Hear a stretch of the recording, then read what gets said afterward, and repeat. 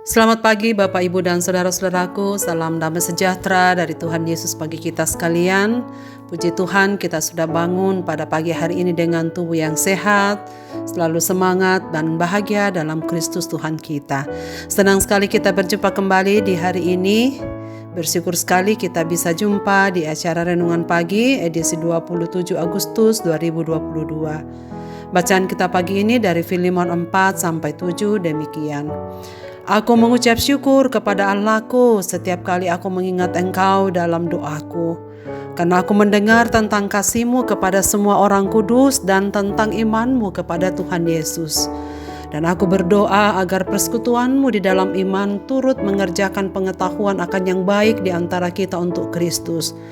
Dari kasih-Mu sudah kuperoleh kegembiraan besar dan kekuatan, sebab hati orang-orang kudus telah Kau hiburkan, saudaraku.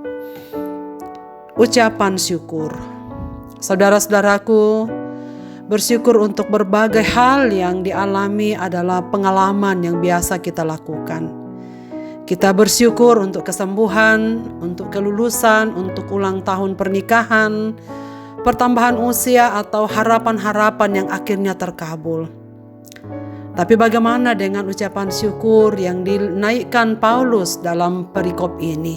Ada dua keunikannya, saudara sekalian. Yang pertama, kita menemukan bagaimana Paulus bersyukur bukan karena sesuatu yang terjadi pada dirinya, namun apa yang terjadi pada orang lain, apa yang dikerjakan oleh orang lain. Aku mengucap syukur, demikian katanya, kepada Allahku setiap kali aku mengingat Engkau dalam doaku. Perasaan syukur itu muncul saat Paulus mengingat para sahabat dan rekan sekerjanya, dalam hal ini Filemon, karena Filemon tetap berjeri lelah melayani jemaat dengan kasih yang tulus, bertekun dalam iman dan rela menderita demi Injil Kristus. Paulus bersyukur karena mendengar Filemon tetap setia kepada Tuhan. Jadi syukur karena iman orang lain pada Tuhan. Memang rasa syukur semacam ini sulit untuk dijelaskan dengan kata-kata. Kemudian yang kedua, keunikan syukur Paulus di sini adalah syukur yang disampaikannya dalam keadaan susah, yang semua orang akan menghindarinya bahkan menolaknya. Bagaimana mungkin seseorang dapat bersyukur ketika ia dituduh melakukan sesuatu yang tak ia lakukan? Sebab ia bersyukur ketika dirinya meringkuk dalam penjara. Ia dipenjarakan bukan karena kesalahannya. Bagi kebanyakan orang hal itu mustahil. Namun Paulus sanggup melakukannya dengan sukacita.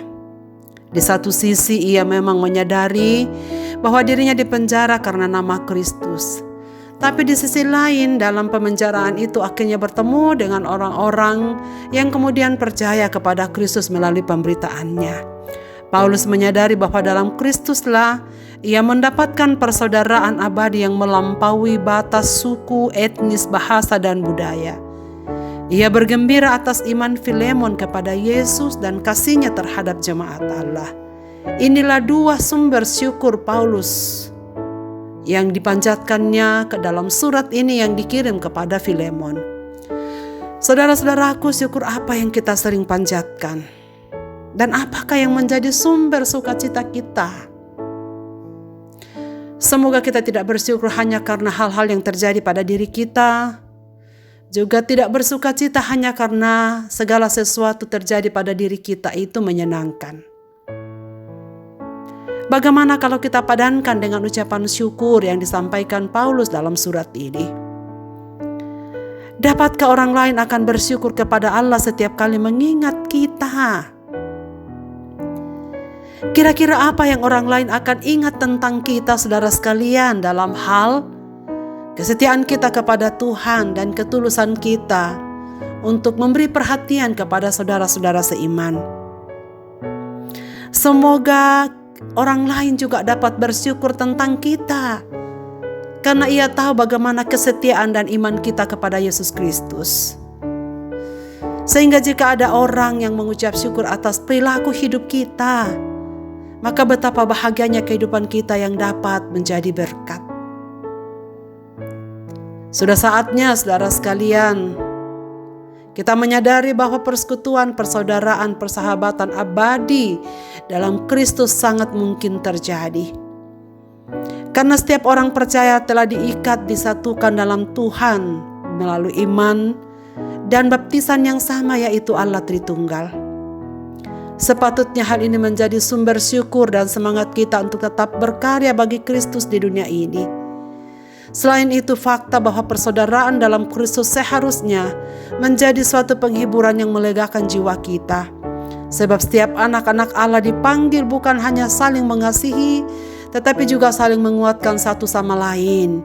Kita semua bersaudara, tak pandang etnis, suku, bangsa kita. Doa saya kepada semua saudara-saudara pendengar renungan pagi ini, kiranya firman ini menjadi sukacita kita bersama.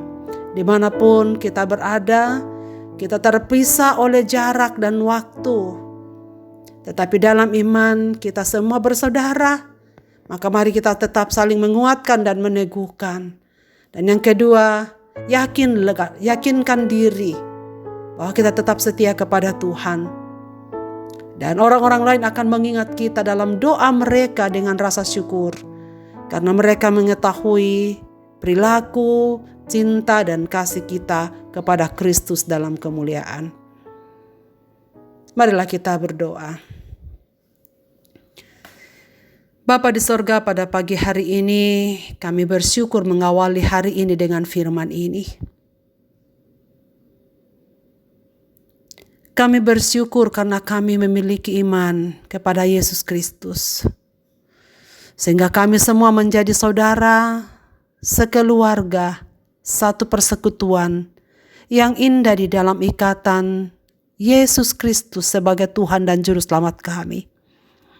Dimanapun kami berada, apapun suku kami bersyukur bahwa Tuhan menyatukan kami sebagai satu keluarga anak-anak-Mu. Dan biarlah kami saling meneguhkan, saling menguatkan, saling menopang dalam doa-doa kami, agar kami senantiasa bertumbuh bersama semakin dekat dengan Tuhan. Kiranya kehidupan kami juga tetap menjadi syukur bagi banyak orang. Oleh karena kegiatan, perilaku, kesetiaan, dan pelayanan kami, tetap dengan tulus kami kerjakan dengan kesetiaan.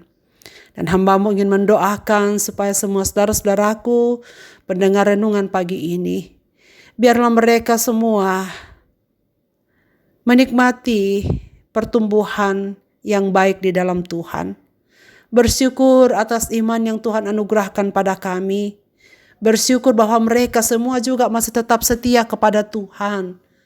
Dan terlebih terima kasih banyak, mengucap syukur karena kami selalu disatukan di dalam pelayanan firman melalui renungan pagi. Hamba-Mu berdoa dimanapun mereka berada, kiranya kemurahan Tuhan nyata atas hidup mereka sekalian.